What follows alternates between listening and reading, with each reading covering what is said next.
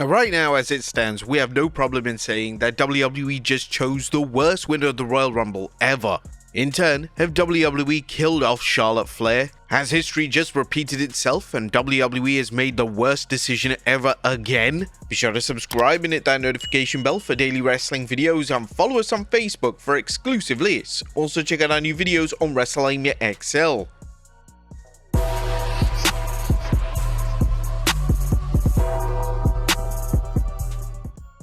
Why did WWE think that Charlotte Flair was the best choice for a winner for the 2025 Rumble? Firstly, let's look at the big win. Now, heading into the 2025 Women's Royal Rumble, Charlotte Flair and Io Sky were the odds-on favorites to win the match. But when it came to Flair, she was set to return at the show, and with her rumored for a major matchup at WrestleMania 41, it seemed logical for her to win the matchup. It was reported for weeks before the show that Flair was likely to win, and WWE didn't seem to have any interest in going in an alternative direction. In relation to Io Sky, she's considered one of the greatest workers in the entire company, and a match with Rhea Ripley had already been building on TV. Sky was definitely the fan favorite to win the match, and her not winning has without question impacted the negative reaction of the match itself.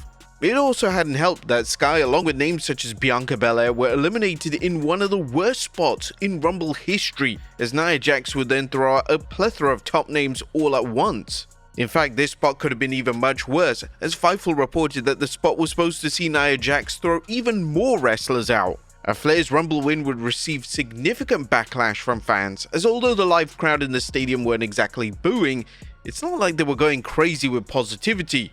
The online reaction, particularly on YouTube, was insanely negative, with WWE's upload of Charlotte Flair's win having a total of 37,000 dislikes and counting. Hell, even any mention of Charlotte Flair winning the Rumble on WWE's YouTube channel just gets a ton of dislikes, actually more dislikes than likes itself. So why did WWE pull the trigger, and what was Papa H's reasoning?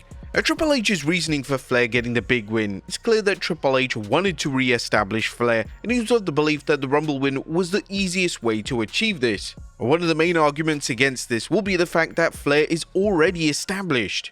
Flair has won titles left, right, and center, and she's even a former Rumble winner from 2020, and it could certainly be argued that Flair is one of the names on the women's roster that really did not need re-establishing. Flair losing the Rumble match and entering the Chamber would have been way more compelling. WWE are telling a similar story with John Cena right now on television, and although there were a strong portion of fans who wanted Cena to win the matchup, it's easy to see why WWE are going in the direction they are. It looks like Flair vs Tiffany Stratton for the WWE Women's title is the plan for WrestleMania 41, and it appears that WWE's booking of Flair to win the Rumble was just the easiest way to get to that matchup. Now, in terms of an Io Sky win, it would have generated more buzz and excitement, especially as the audience always likes to see talent who have never won the Rumble before get the W. Even if WWE didn't want to proceed with Sky, they could have delivered a major shakeup by having a newer talent such as Roxanne Perez or even Jordynne Grace win the matchup. Triple H's booking of the women's division has been a common complaint during his time running WWE Creative, and the 2025 Women's Rumble would have acted as the perfect opportunity to deter any criticism and show the world that he cares about women's wrestling. Now, the Women's Rumbles have been a mixed bag over the years, and one of the most criticized winners before 2025 was 2020, ironically when Flair last won the match. In a bizarre move, this was the year in which WWE decided to have Flair challenge for the NXT Women's title, and this was even teased again on Raw. Cue the UF'd up chants now. Both Rumble wins for Flair and Jey Uso respectively received online backlash, but when it came to Jey's, the backlash and resentment was strictly online and didn't carry over to WWE television. But the same couldn't be said for Flair, as Flair would come to the ring on Raw and deliver a passionate babyface promo, and the fans could see right through it. The fans instantly rejected this babyface version of Flair, and she was booed heavily.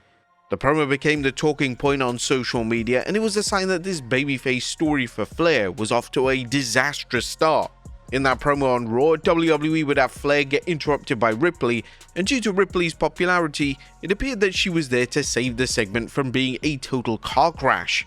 But in reality, it showed the difference between the two supposedly babyface characters, as Ripley is authentically over with the audience, whereas Flair is a babyface simply because WWE is telling the audience that she's now a heroic figure. Using Ripley in this segment was a huge risk, and it may have made more sense for Flair to be interrupted by a heel such as Liv Morgan or even Nia Jax. WWE has unintentionally set Flair up for failure, and they should have known that this approach was never going to work the way they intended. Flair's return was built on vignettes that presented Flair as a cocky heel, and with now Flair suddenly being presented as a babyface, there's a weird disconnect there. It also doesn't help the fact that Flair has to face little to no resentment in reaching the top of WWE once again. Flair returned from her injury, was instantly labeled and marketed as a legendary wrestler, and then won the Rumble. So where's the adversity? Where is the traditional babyface struggle that makes fans root and care about that specific wrestler? Time and time again, Flair's returned and instantly won the title. Heading into her return, one of the primary things fans wanted was a new lease of life when it came to a character. Whether Flair plays a heel or a babyface, it's practically the same exact character every single time, and fans wanted something new and bold. Becky Lynch realized this a few years ago, as she knows she couldn't stay the same character forever, and she's gone between the Last Kicker, the Man, and Big Time Bex, all of which are vastly different and each have their own motivations and characteristics. WrestleMania awaits, and now that Flair has won the Rumble, her feud with Stratton will begin to take shape in the coming weeks and months. The upcoming feud puts WWE in a very difficult position, as Flair's babyface run is already a total failure, and with Stratton being incredibly popular as a heel, the fans are going to reject the wrestlers, particularly Flair in their current form. The best thing WWE could do is book a double turn and have Flair go into WrestleMania as the heel and have Stratton enter the match as a beloved babyface. Now, there has been an idea floating around online of WWE delivering the double turn at WrestleMania and in the match itself. This has been done before at WrestleMania, most notably Bret Hart vs Stone Cold Steve Austin at WrestleMania 13. The issue with this is that WrestleMania is still months away, and the crowd resenting the build will damage the anticipation for the matchup. The match itself on paper sounds incredible and should in theory act as a natural passing of the torch moment from Flair to Stratton. However, for this to happen, WWE have to master the presentation of both wrestlers and realize that the current incarnation of Flair just isn't working. Elsewhere on the WrestleMania card for the women, Io Sky vs Ripley seems likely. An Elimination Chamber will probably decide who faces Ripley on the grand stage.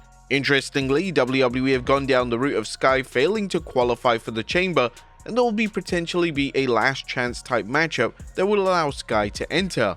This is the exact type of adversity and drama that makes babyfaces over with the audience. Sky is having to go through hell to get to WrestleMania, and when the end product is her in a title match on the grand stage, it makes it even more endearing to the audience.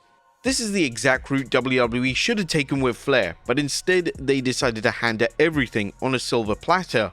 Now, there are other names such as Becky Lynch, Bianca Belair, Liv Morgan and Alexa Bliss all expected to be on the card in some capacity.